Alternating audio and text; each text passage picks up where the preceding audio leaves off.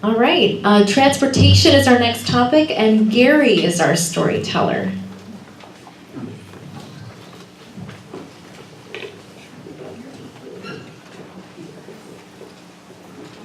Hello, my name is Gary Furstenberg. I've been a resident of Duluth for 27 years. I came here originally from San Francisco. My dad lived in this town and I hadn't seen him in 25 years, so I came up to see him and I stayed. I went to school here. I went to school at both Lake Superior and UMD. I'm both mentally and physically challenged. I have a mental disorder and I have a physical disorder. Transportation spans my experience with it from about 1986 to present day.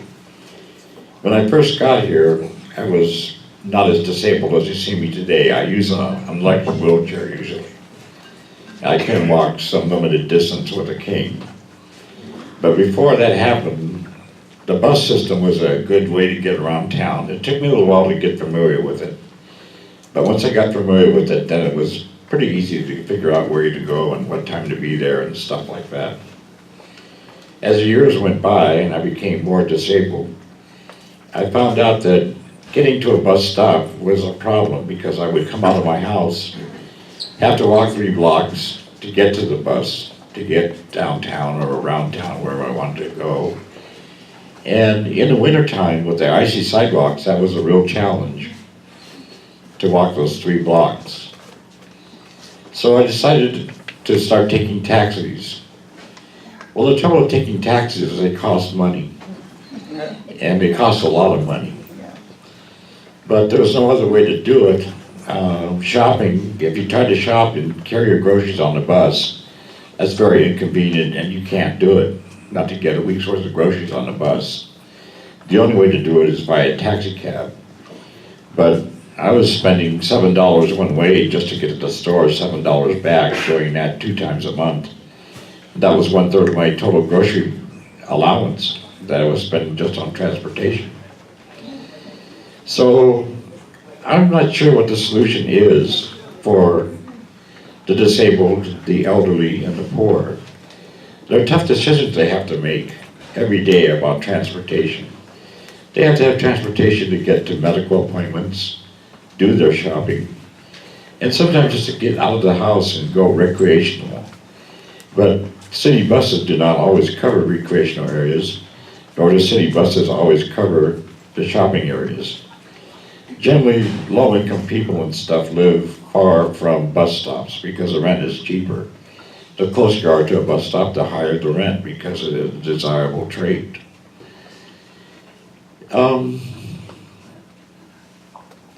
When it comes to getting around in my electric wheelchair, what I found is that on some streets, I have no problem transitioning from the street to the sidewalk because the ramps are made for transitioning from street level to sidewalk level. However, if you try this on 2nd Avenue East, you'll find out that you can't do that. The electric wheelchair will not climb the ramps. There's a 5-inch height difference between the street level and the sidewalk level. And nobody's ever gone through and redid the sidewalks to make it accessible for wheelchairs. So you have to take to the street, and then you have to go with traffic up the street, which makes you a good target because you're not seen like a bicycle. Drivers have a hard time seeing you. So that's one of the many challenges, and then the sidewalks themselves are in not good order. There's places where I can't go because the sidewalks are deteriorating to the point where my wheelchair will not make it. So what is the solution? Well, in 2010, the Duluth City Council passed a resolution saying that they would have a resolution that would have planning commission or planners, whoever was in charge of whatever project, to look at the accessibility of streets and sidewalks in any kind of implementation of a program or project that involves streets and sidewalks. But then that committee kind of fell apart and nothing happened. So right now there is no planning for accessibility for the disabled, the poor, and whatever. So actually, what I have is a two-part question. The first part of the question goes, would you support the 2010 resolution to implement a policy that takes in consideration the safety for disabled and elderly on any street project or project involving sidewalks? And the second thing that comes into the part of the question is, would you then allow or implement a program that would provide emergency funding to the poor people, to the elderly, to get to their medical appointments? And if so, would you support then a program that would not only meet their needs one month, but the following month as well? And that's all I have to say.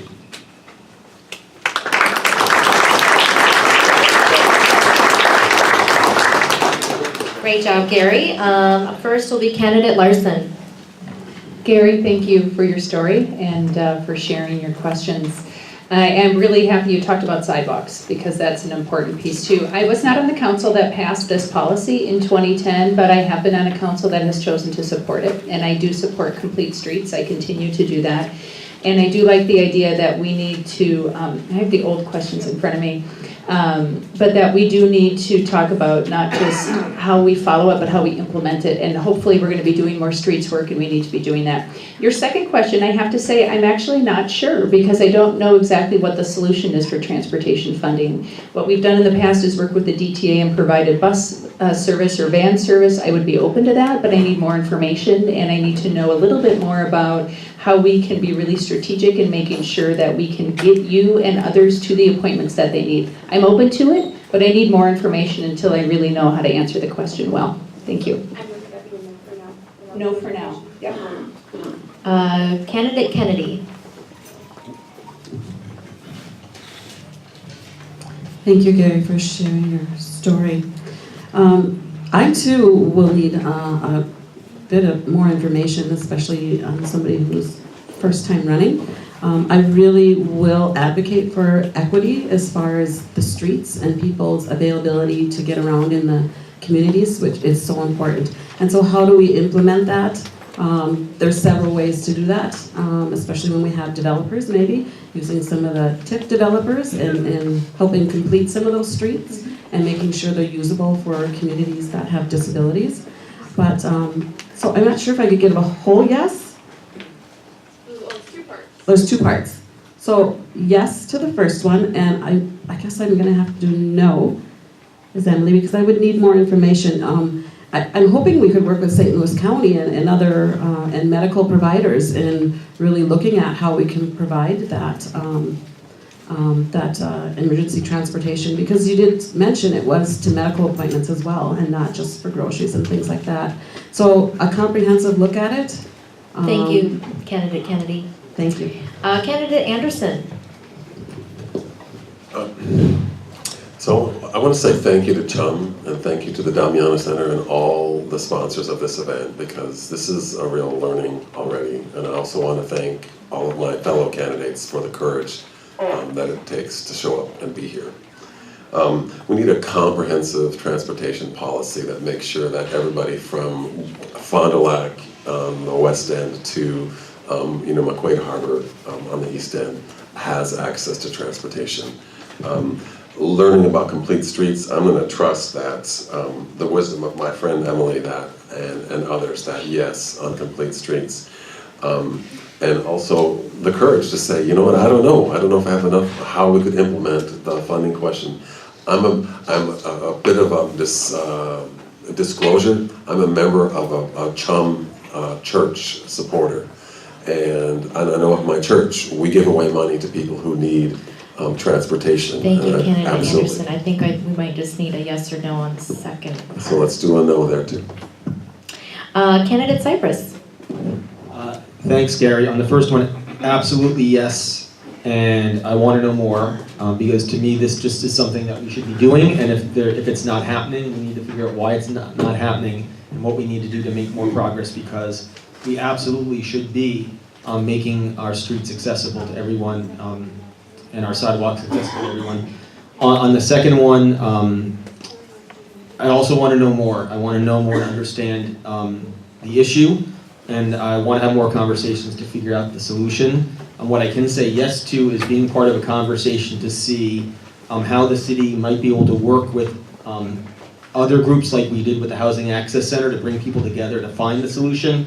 At this time, I can't say yes to saying that the city by itself can meet this need, but I will commit to be part of a conversation to figure out how to get the need met. So for now, I'll have to say a no. Candidate Hobbs?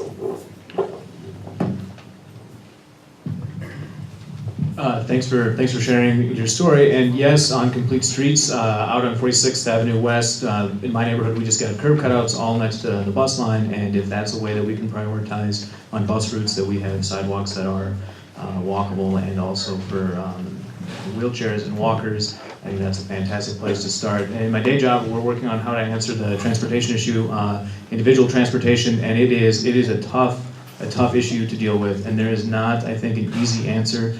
We provide a dial-a-ride service, and maybe it's something looking towards that until I have a plan. So, I mean, I would be willing to spend money on a plan, absolutely, because if you can't get to work, you don't have a job, and you spiral back down into the lower levels of poverty. And so, yes to the first one, and I will say yes to the second one when we have a plan. Candidate Booth? Thank you. Thank you, Gary, for your conversation here.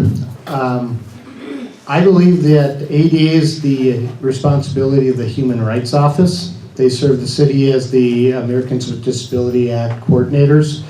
This is the office that will further fill accessibility of the public places and programs. As a city councilor at large, I would offer my assistance in whatever form I could, any help I could be. So that would be a yes. The question number 2, commit city resources to an emergency transportation fund. I would need what we are talking about and how much money we're talking about. Are we talking about cab fare? Are we talking about bus fare? Are we talking about buying a car for somebody? What constitutes an emergency? I would commit to bring together knowledgeable people to assist us in making an informed decision that we could present to the entire city council. But for right now, there's not enough information for that, so I would have to say no.